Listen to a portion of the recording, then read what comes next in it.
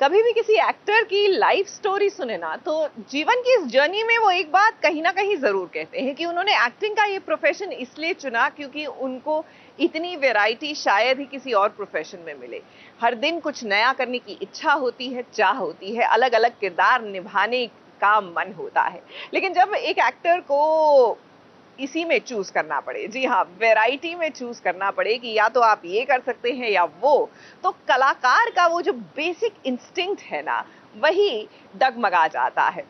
हम बात कर रहे हैं पारस कलनावत की। जी हाँ, इनको आप समर के रूप में अनुपमा में देखते हैं और क्या खूब किरदार निभा रहे हैं, लेकिन अब झलक के मंच पर दिखने जा रहे हैं और ऐसे में इनको भी ये चॉइस करनी पड़ी। मैं ये चीज़ पे कोट नहीं करना चाहता हूँ कि उन्होंने सही किया या गलत किया। जिस तरीके से लाई गई है वो बहुत ही ज़्यादा गलत तरीके से लाई गई है, जो बिल्कुल सच नहीं है। मैं जो भी कोट किया है शायद उनके नज़रिए से वो सही होगा, बट कहीं ना कहीं मुझे वो चीज़ हर्ट की है क्योंकि मुझसे बात भी नहीं की गई थी। These are the same makers, these are the same people, same production team जो हर किसी को मेरी तारीफ़ करता था कि the most disciplined actor on set was Paras Kalnawat. ऐसा क्या हुआ कि he had to say something like this against me।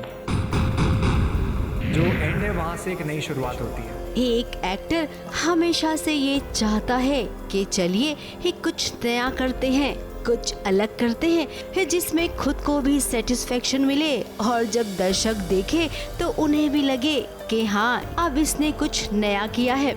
कुछ ऐसी ही चाह रखी है पारस कलनावत ने, जो जुड़ गए हैं अब एक नए प्रोजेक्ट झलक दिखला जा डांस रियलिटी शो के साथ। अब कहीं न कहीं एक्टर ये जरूर जानता है कि जब वो किसी एक शो से जुड़ा होता है ना, और उसे छोड़ने के बाद ही नए शो से वो जुड़ सकता है, तो यकीन मानिए ये तय करना इतना आसान नहीं होता है किसी भी एक्टर के लिए।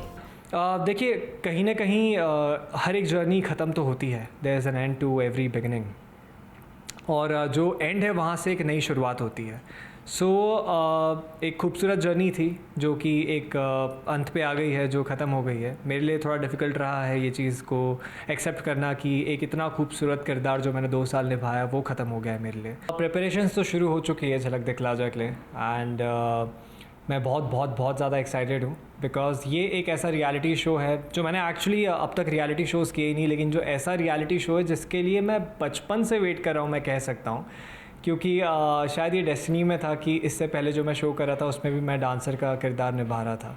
और मैंने जब एक्टिंग करने का सोचा तो सबसे पहली चीज़, मैं मुंबई में आके डांस अकेडमी ही ज्वाइन की थी मैंने, टू लर्न बेसिक्स। लेकिन इसके बावजूद फैसला तो लेना होता है, और जब फैसला लिया जाता है तो उसके बाद शुरू होता है आरोप प्रत्यारोप का दौर। राजन सर ने कहा और जो भी मैसेज दिया गया है ऑडियंस को about me and my character and my मतलब कैरेक्टर और me being terminated from the show, this is something which I chose for myself. I honestly chose Jhalak Dikhla Ja over Anupama, which is the number 1 show right now. But definitely मैं जहाँ पर जाऊँगा वहाँ पर अपना 100% दूंगा.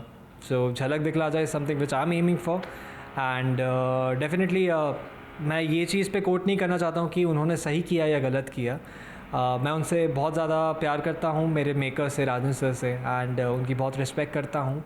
और उन्होंने जो भी कोट किया है शायद उनके नज़रिए से वो सही होगा, बट कहीं ना कहीं मुझे वो चीज़ हर्ट की है क्योंकि मुझसे बात भी नहीं की गई थी इस बारे में कोई, एंड मुझे कुछ पूछा भी नहीं गया था, मुझे कुछ बताया भी नहीं गया था इस बारे में. It was just something where I had to choose something and I chose.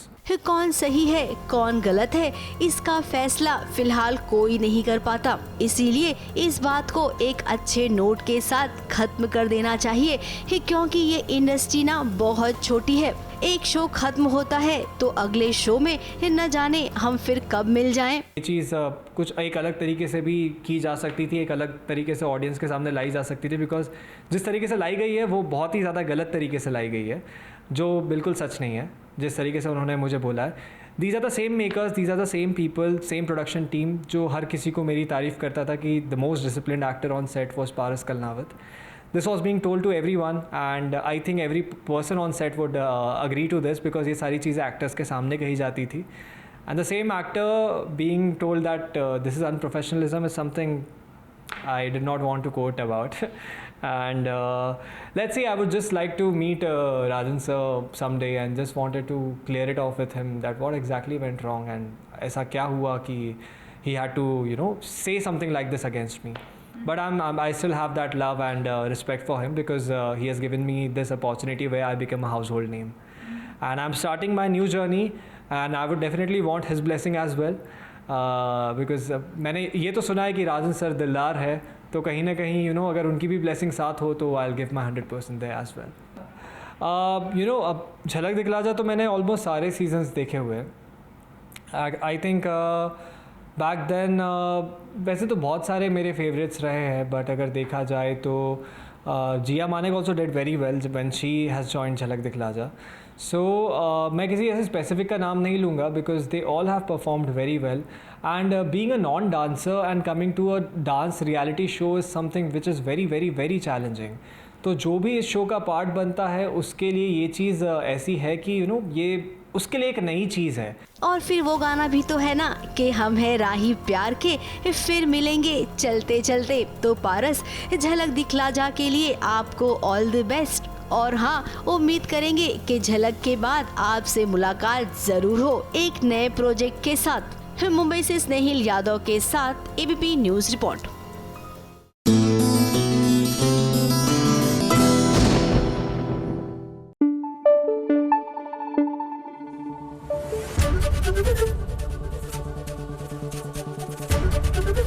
ABP news आपको रखे आगे.